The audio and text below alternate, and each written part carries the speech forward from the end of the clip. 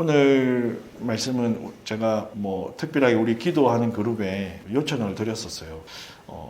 몇 주 전부터 성령에 대하여서 주님께서 뭔가 좀 말씀을 전하고자 하는 마음을 주셔서 그 말씀을 준비하고 있었는데 도저히 기도가 없이는 안 되겠더라고요. 그래서 특별하게 우리 기도 그룹에 제가 기도 요청을 했습니다. 뜬금없이 제가 성령에 대하여서 기도하는데 좀 중보기도가 많이 필요합니다.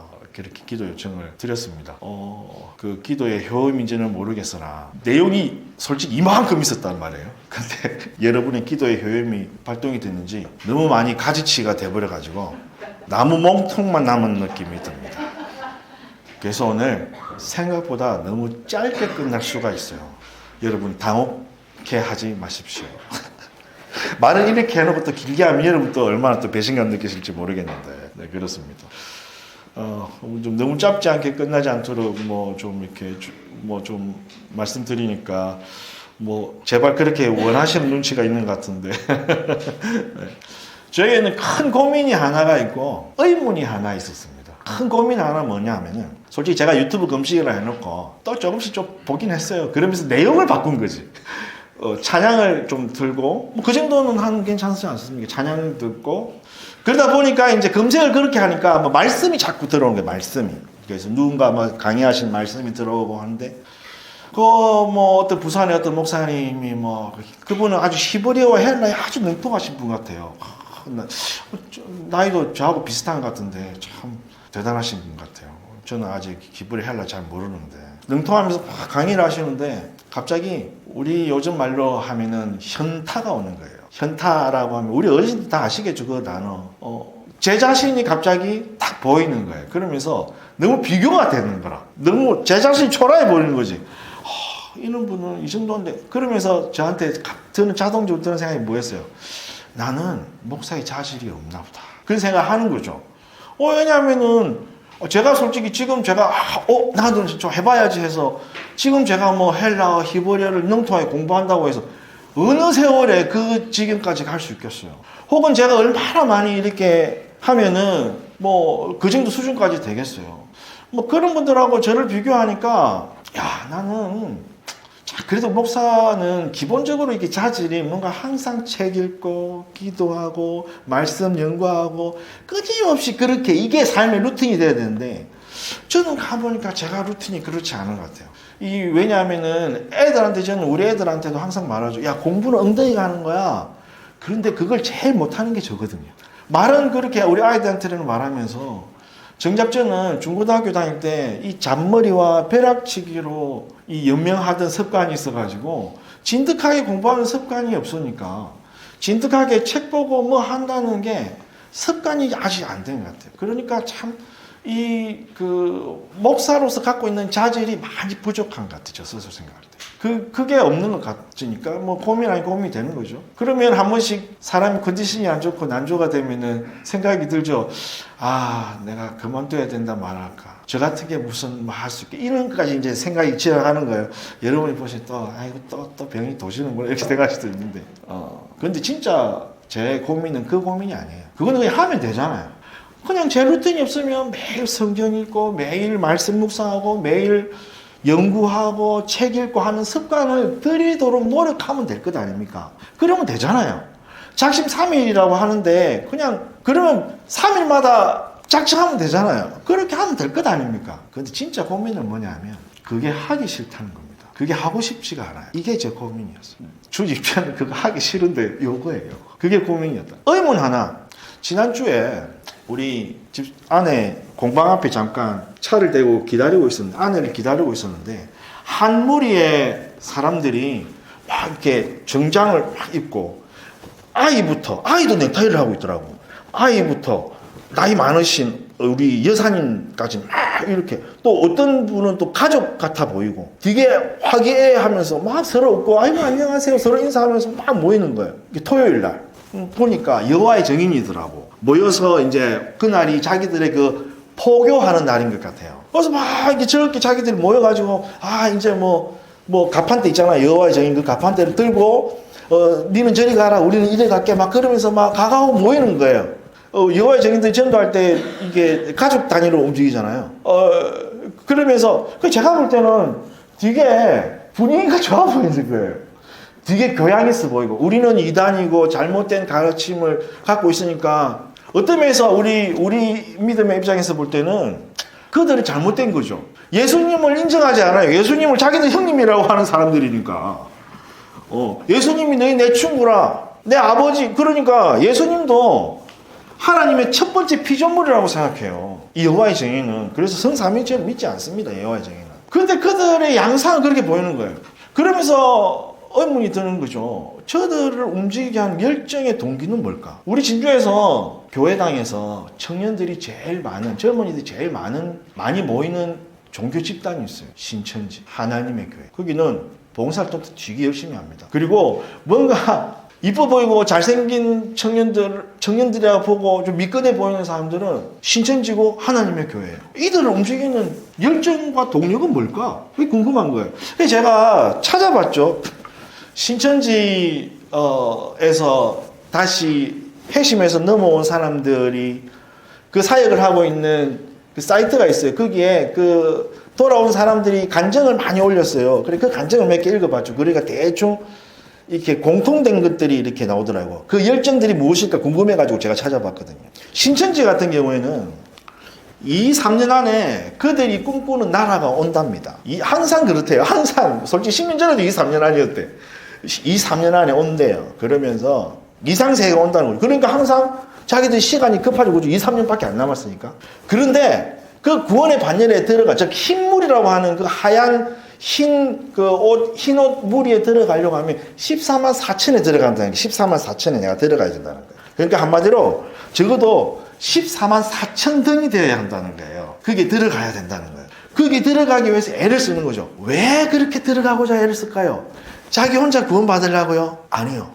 제가 만약에 14만 4천에 딱 들어가잖아요. 그러면 제 가족들은 자동적으로 구원받는. 그게 이들의 교리입니다. 여러분 몰라셨죠? 우리가 14만 4천 명만 딱 얘기하니까 14만 4천 명만 얘기하니까 그런가 보다 하지만 내가 대표로 딱 14만 4천에 딱 들어가면 내 가족은 믿거나 안 믿거나 상관없이 자동적으로 패스. 그러면 나는 우리 가족에 대한 구원을 책임지고 있는 거라. 그러니까 내가 여기서 열심히 안 하면 안 돼. 왜? 내 가족의 운명이 걸려 있으니까. 이게 아이러니하게도 가족의 연을 끊는 이유이기도 합니다. 지금은 당신들이 몰라서 나를 핍박하지만 내가 지금 잠깐 당신들과 인연을 끊음으로 해서 내가 그 14만 4천에 들어감으로 결국은 당신들도 구원해낼 거야. 그렇기 때문에 지금 나를 원수 삼고 지금 나를 지금 핍박하지만 그건 당신들이 몰라서 그런 거야. 그러니까 부모 자식 간의 인연을 잠깐 끊겠습니다가 가능한 거예요. 이 아이러니한 거죠. 그 14만 4천 물이 들어가요. 그러면 14만 4천 등이 되려면 점수가 필요할 거 아닙니까? 그 점수가 열매입니다. 그 열매는 곧 전도 대상이에요. 그래서 한 사람 포섭하고 전도하기 위해서 그들이 그렇게 집요한 거예요. 그 열매가 딱 내 열매가 되면 그 점수 계산해가지고 14만 4천에 똑 들어가는 거예요. 그러니까 신천지가 그렇게 열심히 하는 거예요. 안산홍이라는 자기가 곧 오늘 성경에서 읽었던 보혜사 성령이라고 하고 재림예수라고 했던 사람이 있었어요. 안식교 사람이었는데 그들은 토요일을 안식일로 지킵니다. 그 하나님의 교회는. 거기에 안산홍이 죽자 안산홍이 다시 부활해서 재림할 것이다라는 믿음을 여전히 갖고 있으면서 안산홍의 아내 장길자라는 여자를 하나님 어머니, 이 땅에 도래한 예루살렘이다 하면서 섬깁니다. 그러면서 전도하는 방식이 그렇잖아요. 아버지가 있으면 엄마도 있는 거 아닙니까? 어머니 생각해보세요. 그러면서 자기도 장길자를 전도해요. 웃기죠? 우리가 들을 때는 되게 웃겨요. 근데 이 사람들의 구원관은 아주 더 심플합니다. 우리의 이름이 하나님의 그 생명책에 기록된다는 성경 말씀 있잖아요. 계시록에. 자기들도 생명책이 있어요. 자기들이 갖고 있는 생명책이 있다고요. 그게 뭐냐면 자기들 교인 명부입니다. 웃기죠? 그 자기들 교인 명부에 이름이 올라가면 구원 받는 거예요. 그럼 되게 심플하죠? 그러니까 내가 하나님 교회에 들어가서 그 명부에 내 이름이 딱 올라가면 나는 구원 받은 거예요. 그러면 아무나 이름 올려줍니까? 지켜야 할 것들이 있는 거예요. 그러면서 첫 번째로 안식일을 완벽하게 지켜야 됩니다. 토요일 날 교회 빠지면 구원 못 받는 거예요. 그러니까 그들에게는 안식 준수가 가장 큰 거예요. 두 번째, 예수님께서 이 땅에 오셔서 초막절이나 유월절을 이렇게 기념하셨잖아요. 예수님이 공생의 기간에. 그들도 유월절과 초막절이나 이런 절기들을 반드시 지켜야 된다고 얘기해요. 그 절기를 지켜야 구원받는 백성이다라고 말합니다. 그래서 유월절과 초막절을 옛날 이스라엘 사람들이 지키는 것처럼 똑같이 지켜요. 그리고 고린도전서에서 여자들은 머리에 이렇게 막 수건을 쓰고 이렇게 예배하라 이 말을 듣고 자기들도 여자들은 이렇게 머리에 이렇게 뭐 덮어 쓰고 이렇게 예배하고 그래요. 그것들이 자기들이 수건교리라고 하는데 그래요. 그런 조건들을 만족하면 구원받는다는 거죠. 어떤 그들만의 구원의 조건에 합당한 행위들이 있다면 그게 구원받는다는 거예요. 그러니까 그 조건에 부합하기 위해서 그들 열정을 막 하는 거예요. 그것들이 자기들 열정을 불타오르게 하는 겁니다. 그렇다면 우리는 왜 옛날만큼 열정적이지 않을까요? 우리 교회는. 옛날에 우리 어떤 교회 진주에서 한창 이렇게 부흥하는 교회가 5월마다 전도 이 시상식을 했어요. 그래가지고 1등 상품으로 모닝을 준 적이 있어요. 자동차. 그 저도 생각해봤죠. 잠깐만, 그럼 우리 교회는 중고차라도 하나 끌어야 되나? 막.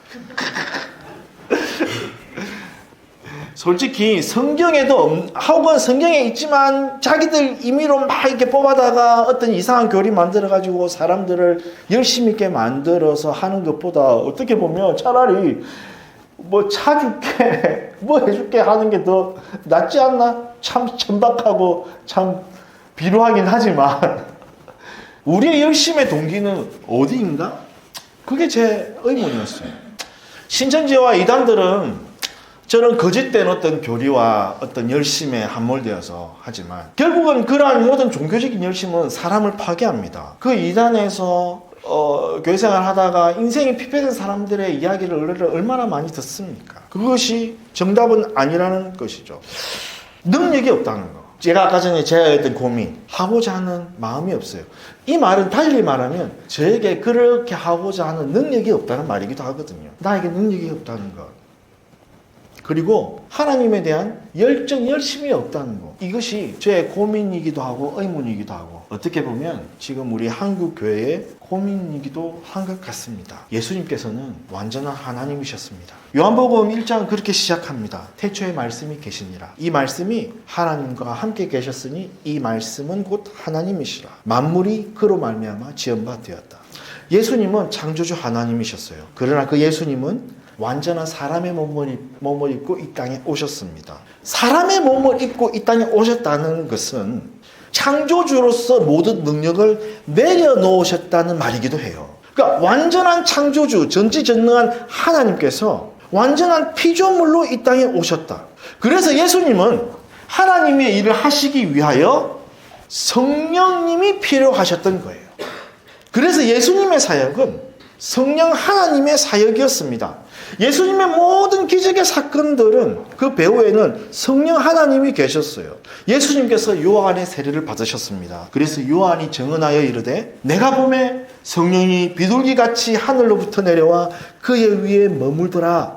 그가 곧 성령으로 세례를 베푸시는 줄로 알라. 예수님께서는 성령이 임하시고 나서야 그분의 공생의 사역을 시작하셨습니다. 예수님은 성령의 능력으로 이 사역을 감당하셨어야만 했어요. 예수님조차도. 그래서 요한복음 5장 30절에 예수님은 말씀하시기를 내가 아무것도 스스로 할 수 없다라고 말씀하시는 거예요. 이어서 요한복음 14장 10절에서는 내가 너희에게 말하는 것은 내 스스로 말하는 것이 아니다. 아버지께서 내 안에 계셔서 그의 일을 하시는 것이다. 아버지께서 내 안에 계시다는 게 뭐예요? 성령이 안에 계시다는 거예요. 이것을 본 제자들이 사도행전에서 이렇게 증언하고 있습니다. 하나님이 나사렛 예수에게 성령과 능력을 기름 붓듯 하셨음에 그가 두루 다니시며 선한 일을 행하시고 마귀에게 눌린 모든 사람을 고치셨으니 이는 하나님이 함께 하셨습니다. 예수님이 사람의 몸을 입고 이 땅에 오셔서 하신 일은 예수님 스스로 사람으로 어떤 초인적인 능력을 회복하신 것이 아니라 완전한 사람으로 오셨는데 그 위에 성령 하나님께서 하게 하시는 것들을 우리에게 보여주시고 본을 보여주셨다는 거예요. 칼뱅이 기독교 교리 가운데 불가항력적인 성도의 견이라는 교회가 있어요. 이것은 성령께서 선택한 사람에게는 하나님이 역사하실 때 그 은혜가 결코 거부될 수 없다는 거예요. 반드시 그를 구원에 이르게 한다. 참된 구원을 받는 자는 결코 믿음을 버리지 않도록 하나님 지키신다는 이 교리인데, 이 교리의 핵심의 근거가 뭡니까? 성령 하나님이 우리에게 임재하셨다. 그것이 이 말씀 근거입니다. 이 교리의 근거. 한마디로 말해서 믿는 자들에게는 성령 하나님께서 일하신다는 것이죠. 제가 아까 제 고민 얘기했잖아요. 제가 솔직히 그 목사님처럼 히브리에 능통하고 헬라에 능통하고 모든 성경 지식에 해박하여서 버튼만 탁 누르면 한 말씀이 탁탁탁 튀어나오고 그런 능력을 갖고 있다 할지라도 성령 하나님께서 계시지 아니하면 저에게서는 아무 일도 일어나지 않는다. 베드로가 예수님을 3번 부인했어요. 근데 그가 성령을 받자 2번의 설교로 예루살렘의 3분의 1이 신자가 되었습니다. 물론 이 말씀을 드리니까 그럼 성령 하나님께서 알아서 하시면 되니까 저는 아무것도 안 하면 되나요? 이 결코 아니죠. 하나님께서 저에게 자질을 물으셨고 그 자질에 대해서 네가 이것을 해라고 말씀을 주셨다면 성령 하나님께서 제 마음을 움직여서 제 의지를 발동하셔서 제가 날마다 하나님 말씀에 그리고 기본적으로 제가 그때 생각하고 있던 목사님 이 정도 자질을 갖고 있어야 하는 그 자질을 갖추지 않겠습니까? 이 말씀은 우리의 의지조차도 우리는 낼 수 없는 연약한 인생이지만 하나님께서 우리의 의지조차도 주님께서는 간섭하셔서 우리를 이끌어 가신다는 거예요. 나는 능력이 없어요. 미안해요. 주저앉아서 막 있는 거 이것도 어떻게 보면 교만일 수 있습니다. 왜 강력하게 나 자신이 어떤 능력자가 되고 싶다는 어떤 욕망의 표현이기도 하기 때문이죠. 귀히 쓸 그릇도 있고 천히 쓸 그릇도 있습니다. 내가 귀한 그릇이 되냐 아니냐, 내가 능력자가 되냐 아니냐, 그게 중요한 게 아니라 성령께서 쓰시냐 안 쓰시냐, 그게 우리의 영광이 되어야 된다는 얘기죠. 우리에게 의지가 필요 없냐? 아니죠. 의지가 필요하죠. 그런데 그 의지조차도 우리에게서 발동되는 게 아니라는 게 우리의 현실이라는 거예요. 그것도 누가 주신다? 성령 하나님께서 주시는 거라고. 빌립보서 2장 13절에 너희 안에서 행하시는 이는 하나님이시니 자기의 기쁘신 뜻을 위하여 너희 마음에 너희로 소원을 두고 행하신다. 우리의 의지조차도 하나님이 우리 가운데 부어주시는 것으로 하신다는 거예요. 그러면 우리가 할 수 있는 일은 뭡니까? 우리의 의지조차도 주님께 내어놓는 거죠. 그러니까 예수님께서 오늘 본문에 내 이름으로 무엇이든지 내게 구하면 내가 행하리라 하시면서 바로 다음에 뭡니까? 보혜사 성령 하나님이 영원토록 우리와 함께 있다 말씀을 하시는 거예요. 성령은 우리로 준비되게 하시고 우리를 일하게 하십니다. 우리 마음에 소원을 두고 행하시는 것이죠. 그 하시는 분이 누구시다? 성령 하나님이시다. 그래서 우리는 기도하는 것입니다. 기도는 무엇입니까? 하나님께 철저히 의존한다는 고백이기도 하죠. 그래서 언제나 예수님께서도 종종 외딴 곳에 가서 기도하시고 때로는 밤이 새도록 하나님께 기도하셨습니다. 내가 가진 게 뭐가 있지? 내가 할 수 있는 게 뭐가 있지? 셈하면서 더 채워져야 하는 걸 보는 게 신앙이 아니라 저는 이것도 모르고요, 저것도 모르고요, 모든 게 부족합니다. 맞아요. 우리는 부족한 정도가 아니라 아예 없습니다. 그래서 우리는 어떤 존재가 되어야 하냐? 하늘로부터 체험을 받아야 하는 존재입니다 라고 하는 것이죠. 이것을 만약에 저 스스로에게 적용하면 어떻게 되겠습니까? 저 사역에 부족함이 너무 많죠, 주님. 그러면 주님께서 제게 마음의 소원을 주셔서 의지가 생기게 하셔서 저에게 맞는 수준에 따라서 할 수 있는 범위에서 우리 그 주님께서 하게 하시지 않겠습니까? 여기에 제 욕심이 설 자리가 어디 있겠어요? 제가 주님께 순종함만 있을 뿐이죠. 주신 자도 여호와시요 취하신 자도 여호와십니다. 그냥 그분의 처분에 맡기는 거죠. 솔직히 제가 설교를 잘해봐야 얼마나 잘하겠습니까, 여러분?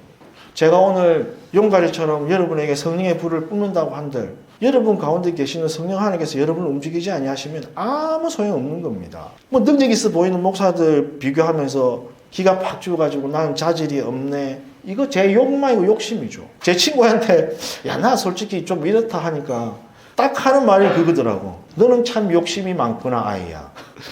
저는 뭔가 막 최고 잘하고 싶었던 것 같아요. 수준도 안 되면서. 근데 그건 제 자기 비하가 아니라 하나님이 쓰시는데 내가 주님 쓰실만 하도록 편하게 쓰시도록 제 자신을 언제나 내어드리겠습니다 하는 그 태도가 있어야 되는데 그건 없이 저는 이것도 없고요 저것도 없고요 마치 한 달란트 받은 종처럼 주인이 악한 줄 알았습니다. 그래서 그냥 아무것도 안 하고 묻어뒀어야 하는 거랑 똑같지 않나. 결국은 그렇죠. 주님이 쓰시기에 편한 사람이 되면 족한 것입니다. 기 쓰는 것이 될지 전이 쓰는 것이 될지 뭐 때로는 가끔 꺼내 쓰는 쟁반이 될지는 주님이 알아서 하시는 일이죠.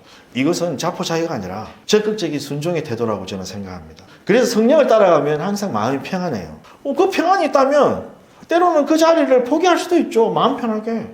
주님께서 더 이상 이 자리가 아닌가 보다 말씀하신 것 같으니까. 그럴 수 있잖아요. 제가 아는 지인 중에 작은 사업체를 운영하는 사장이 도저히 사업체를 운영하기가 자기가 힘들어서 월급 받는 대로 취직하게 됐어요. 그리고 자기 사업체를 아는 동생한테 넘겼습니다. 월급쟁이가 힘들지만 솔직히 사장만큼 힘들겠어요? 기독교인들의 대부분의 문제가 아마 저는 여기 있지 않나 생각합니다. 다들 사장이 되려고 하는 거죠. 그러니까 금신극정 그 염려를 어떻게 다 해결합니까? 그래서 많은 거 아닐까요?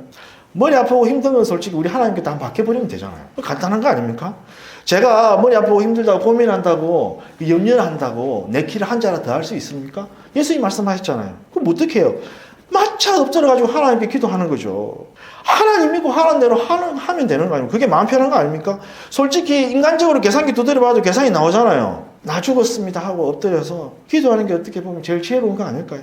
우리에게 능력이 있다는 거, 우리가 능력자가 되게 해주십시오가 아니라 능력 되시는 성령 하나님께서 우리를 통해 드러나시도록 우리 자신을 내어놓는 것, 그것이 우리가 해야 할 일이라는 것이죠. 이제 하나 남은 의문 하나 해결하고 가야 될 것 같습니다. 왜 우리에게는 열정이 없는 가 그래요. 하나님 이제 능지지 알았어요. 제 가운데 하나님 나타나셔야 되는 것을 알았습니다. 자, 이제 그렇게 돼야 되는데 하나님, 제가 성령 하나님에 대한 열망이 없어요. 열정이 없어요. 이건 뭐예요? 우리 교회는 왜 사역이 일어나지 않죠? 열정은 곧 그 교회가 무엇을 하게 하는 사역의 동력이라고 하는데 왜 우리 교회는 이 열정이 사역이 없습니까? 성령의 나타남, 사역이라는 게 뭐예요? 결국은 하나님이 나타나시는 거 아닙니까? 하나님이 드러나시고 하나님의 능력이 나타나는 거잖아요. 그게 사역이잖아요. 사람의 일이 나타나는 게 사역이 아니라 예수님께서 그래서 요한복음에서 예수님께서 십자가에서 달려 죽으신 그 사역을 예수님 뭐라고 하시냐면 영광이라고 말씀하세요. 예수님께서 십자가에 돌아가시는 그 사건을 두고 예수님은 뭐라고 하시냐면 그것을 자신의 영광이라고 말하는 거예요. 그럼 십자가에서 못 박혀 죽으신 일이 영광이라고 하시는 까닭이 뭘까? 십자가의 사건이 뭡니까? 성부, 성자, 하나님의 온전한 연합의 사역이에요. 이것이 십자가의 구원 사건입니다. 우리의 구원 사건이 되는 그 십자가의 사건은 하나님과 성자, 우리 예수 그리스도와 성령 하나님의 온전한 삼위일체 연합 사역의 결과가 이 십자가의 구원 사건이라는 거예요. 그래서 이것이 우리에게 구원이 된 것입니다. 그러니까 십자가의 사건은 예수 그리스도의 온전한 연합의 사건이라는 말이에요. 한마디로 사역이란 성삼위 하나님의 어떤 연합의 결과인 것이죠. 그래서 예수님께서 제자들의 발을 씻기시면서 너희도 서로 섬겨라. 그러면서 요한복음에서는 너희가 서로 사랑해라. 15장에 너희가 사랑해라. 내 사랑 안에 거하라. 그렇게 말씀하고 있는 거예요. 결국은 뭐냐? 사역은 연합했을 때 일어나는 현상이라는 거예요. 그리고 반대로 얘기하면 왜 우리는 사역에 열정이 없습니까? 사역에 동기가 없습니까? 사역이 일어나지 않습니까? 그것은 우리가 예수 그리스도의 사랑 안에 우리가 온전히 연합하지 않기 때문에 그런 거예요. 우리가 온전히 성령 안에서 하나님의 영 가운데서 하나가 되어서 연합되어지면 사역은 일어납니다. 그것은 자동이에요.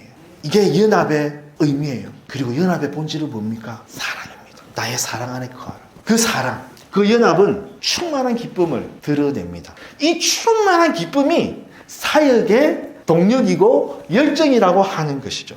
우리 초대교회의 부흥의 사건들을 보십시오.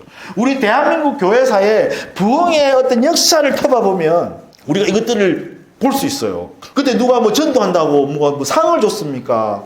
모닝을 줬습니까? 뭘 줬습니까? 집에서 자기 쌀 2대 있으면 한 대 퍼가지고 교회 헌금하던 분들, 그때 다 못 먹고 못 살던 분들이 서로 성도들끼리 서로 하나가 되어서 교회를 이뤄갔던 그 아름다운 모습이 솔직히 우리 한국 교회사 부흥사의 교회의 모습이었습니다. 우리가 알고 있는 제일 유명한 순복음교회, 여의도 순복음교회가 어떻게 시작했습니까? 솔직히 제 개인적으로 순복음교회에 대해서 순기능보다 역기능에 대해서 저는 더 비판적인 사람입니다. 그러나 그들이 초창기에 하나님께 대했던 그들의 복음에 대한 순수한 열정과 예수 그리스도 안에서 연합된 그 사랑의 모습들은 우리가 감격 있게 볼 수 있어요. 그들이 천막에서 시작했잖아요. 그들이. 그러면서 그들이 우리 교회당을 지읍시다 하고 할 때 어떻게 교회당을 지으신 줄 아십니까? 다 막노동 하시는 분들, 교회 대부분들이 다 뭐 잘 사시는 분들이 없었어요. 하루 한 끼 먹는 것도 버거우신 분들, 하루 일을 못 나가면은 그 날은 굶어야 되는 분들이 대부분의 성도였다고요. 그분들이 교회를 어떻게 섬기느냐? 새벽에 일 나가기 전에 벽돌 몇 장 교회에 그게 올려놓고 일하러 갔다가 저녁에 와서 또 벽돌 올리고 그러면서 교회당을 세우는 거예요. 그 열정과 그 마음으로 나 혼자 천국 갈 수 없으니까, 나 혼자 예수 믿고 복 받을 수 없으니까 그 안타까움으로 너를 전도하는 거지. 같이 교회 갑시다. 같이 예수 믿읍시다. 옛날에 관광하고 전도하러 다니면요, 구중을 많이 뒤집어 썼습니다, 여러분. 요즘 아파트 자체를 못 들어가잖아요. 옛날에는 전도하러 갔다 구중을 많이 뒤집어 썼지. 그 얘기 제가 많이 들었어요. 저 어떻게 교회 나오는지 아십니까? 제 사촌 여동생이 하나 있거든요. 걔가 먼저 교회를 다녔어요. 그리고 오빠, 교회가 제가 그러는 거예요. 제가 초등학교 4학년 때 했거든요. 나 안 간다 그랬어요. 근데 다음날도 가자. 매주마다 가자 그러는 거예요. 근데 내가 귀찮아가지고 동네 형네 집에 숨었어요. 형, 걔가 오면은 이름이 영남이었거든. 남이 오면은 나 없다고 해라 그랬거든. 그랬더니 내가 숨은 걸 또 알았어, 얘가. 그래가지고 가가지고 우리 오빠 내놔라 그런 거예요. 우리 오빠 내놔라 그랬어요. 그랬더니 걔가 너 오빠 없다 이런 거예요. 그랬더니 내가 여기 있는 거 안다. 오빠 내놔라 그런 거예요. 그 형이 말이 안 통하니까 걔 뺨을 때렸어요. 걔가 뺨 맞은 걸 보고 제가 교회 안 나갈 수 있습니까? 그게 지금까지 여기 있는 거예요, 제가. 누가 이렇게 한 겁니까? 예수 그리스도를 믿는 그 온전한 그 사랑 가운데 교회의 그 하나됨의 연합의 결과가 사역으로 드러나잖아요. 그 예수 그리스도의 사랑이 우리 가운데 온전히 충만히 임하면 예수님께서 왜 이것을 너희가 내 사랑 안에 거하라고 말한 줄 아냐? 내 기쁨이 너에게 충만하게 하려 함이야. 이것은 어떤 내가 구원받기 위한 어떤 인간적인 종교적인 열심에 따르는 어떤 그 동기보다 그것을 훨씬 초월하여 뛰어넘는 것이죠. 우리 교회에서 만약에 사역의 동기가 없죠. 그것은 우리가 이 기쁨 안에 있지 않기 때문에 그래요. 그럼 우리 어떻게 하겠어요? 여러분, 이거는 금식하고 기도해야 될 일인 것입니다. 여러분, 힘들고 어렵고 막 이렇게 피곤하고 일을 뛰고 우리가 어떤 한 영혼을 섬기고 하는 까닭이 뭐예요? 그 영혼을 섬기면서 하늘 기쁨이 나한테 있기 때문에 내가 하는 거거든요. 그런데 우리 교회가 더욱더 그 기쁨이 우리에 충만히 있어야 됩니다. 서로 칭찬하고 잘하고 있습니다. 함께 합시다. 막 이렇게 하면서 서로 사랑의 교제가 일어나고 헌신이 일어나고 섬김이 일어날 때 그 기쁨이 있으면 하지 마라 그래도 한단 말이에요. 그래서 제가 여러분한테나 저 스스로에게도 전도합시다, 뭐 합시다 말하지 않지 않습니까? 왜냐하면 사람의 말은 피곤해요. 종교적 열심을 갖다 붙이는 것은 사람으로 살 수 없습니다. 한두 주는 할 수 있어요. 아니, 한 달은 할 수 있을지 모르겠어요. 그러나 우리의 삶이 그 삶이 될 수는 없어요. 우리는 다시 돌아가 버립니다. 신천지 처음에 되게 막 친절하게 해요. 막 이렇게. 근데 이 사람이 교회에 안 나올 거가 뭔가 확신이 딱 들잖아요. 그러면 세상 차갑습니다. 왜요? 볼 일 없으니까요. 너는 내 열매가 안 될 거니까 웃 되는 거지. 우리는 누군가 내 말에 복음의 초대에 반응하지 않아도 우리는 그 사람에 대하여 더 안타까울 뿐이죠. 그래서 더 기도할 뿐이죠. 결국은 하나님의 사역, 우리의 사역의 동기는 무엇입니까? 예수 그리스도께서 하나 되게 하시는 것들을 우리가 이루어가는 거예요. 그러니까 성령이 하시는 일은 뭡니까? 결국은 성령이 하시는 일은 우리에게 능력을 더하셔서 우리를 통해서 일하게 하시는 것이 성령의 본질적인 사역이시고 우리로 사랑하게 하시고 연합하게 하시는 것이 성령의 사역이라는 말입니다. 우리는 이 일을 위하여 이 땅 가운데 부르심을 받았습니다. 그리하여서 너희가 서로 하나됨으로 너희가 내 사랑 안에 거한 것으로 말미암아 세상 사람들이 누구를 본다고요? 예수 그리스도를 보게 된다고 말씀하는 겁니다. 우리는 사랑할 수 없는 자들입니다. 왜인 줄 아십니까? 우리는 다 각자잖아요. 다 따로따로잖아요. 우리는 다 따로따로입니다. 그런데 우리는 한 성령 하나님을 받았어요. 우리에게는 한 성령 하나님으로 말미암아 우리는 그 성령 하나님으로 말미암아 한 몸이 되었다. 우리는 하나 될 수 없는 자들입니다. 근데 우리 가운데 성령이 임하시면 하나가 되는 거예요. 왜요? 성령님 때문이죠. 성령께서 하시는 일입니다. 그래서 성령 하나님께서는 시편 51편 12절의 말씀을 우리에게 응하시게 하십니다. 주의 구원의 즐거움을 내게 회복시켜 주시고 자원하는 심령을 주사 나를 붙들어 주옵소서. 구원의 즐거움이 날마다 회복되는 자. 그래서 자원하는 심령으로 기꺼이 주님의 음성에 내가 기꺼이 순종하는 자들. 그것이 바로 하나님께서, 성령 하나님께서 우리 가운데 하시는 일이심을 믿습니다. 성령 하나님께서 우리에게 일하시려면, 그럼 이 성령 하나님께서 일하시려면 그렇게 어떻게 해야 되겠습니까? 하나밖에 없어요. 우리 성령님은 우리 가운데 임재하고 계십니다. 성령님이 임재하고 계시지 아니한다면 우리가 하나님을, 예수님을 구원자라고 고백할 수가 없어요. 하나님을 하나님이라고 고백할 수 없어요. 찬양할 수가 없어요. 그런데 그것은 바로 우리가 하나님을 하나님이라고 말하고 예수님 나의 구주라고 고백하는 까닭은 우리 안에 성령이 계시다는 증거예요. 성령이 우리 안에 계십니다. 임재하고 계십니다. 그렇다면 성령이 충만하다는 말은 뭘까요? 우리 요한복음 통독을 다 하면서 우리 장로만 같이 막 얘기 나누다가 정리하는 바인데, 성령 충만하면 뭘까요, 여러분? 이미 성령 하나님은 우리 가운데 충만하게 계시잖아요. 임재하고 계시잖아요. 그 성령 하나님 모자람이 없으신 분이잖아요. 만물을 충만하게 하시는 분이잖아요. 그 하나님 우리한테 계시다니까요. 그런데 뭘 그하게 더 더해서 하나님 더 충만해져야 된다는 말입니까? 하나님 성령으로 충만해야 된다는 말은 내가 내 뜻이 아니라 하나님의 그 성령 하나님의 뜻 가운데 내가 납작 엎드려져서 순복되어지는 상태, 순종하는 상태, 성령 하나님이 나를 온전히 주장하는 상태, 나의 뜻은 없고 주님의 뜻만이 나를 이끌어가는 상태, 곧 나는 죽고 예수가 사는 상태, 그것이 바로 성령 충만의 상태라는 거예요. 성령 충만하다고 하면서 자기 혈기가 그대로 있고 자기 꼬집이 그대로 있고 자기 뜻이 그대로 있는 사람은 그건 성령 충만한 게 아니에요. 성령 충만하다는 것은, 성령은 어떤 분이십니까? 예수 일을 증거하시는 것이 성령이 하시는 일이라고 했잖아요. 요한복음 말씀에. 그 말은 뭡니까? 예수께서 하신 일, 십자가에서 죽으시고 부활하신 그 일이 성령으로 말미암아 그 일이 내 사건이 되고 내 일이 되게 한다는 거예요. 결국은 나는 죽고 예수가 사는 것이죠. 그것이 성령의 충만의 의미인 것입니다. 그러므로 우리 교회는 성령께서 하게 하시는 일을 하기 위해서는 어떻게 해야 됩니까? 성령 충만하게 해야 됩니다. 성령 충만은 뭡니까? 내가 죽고 예수가 사는 것이죠. 이것이 되면 우리는 하나님의 일을 할 수 있는 것입니다. 이것이 되면 우리는 하나님의 일을 감당할 수 있는 것입니다. 이것이 되면 우리에게는 하나님의 능력이 나타나는 것입니다.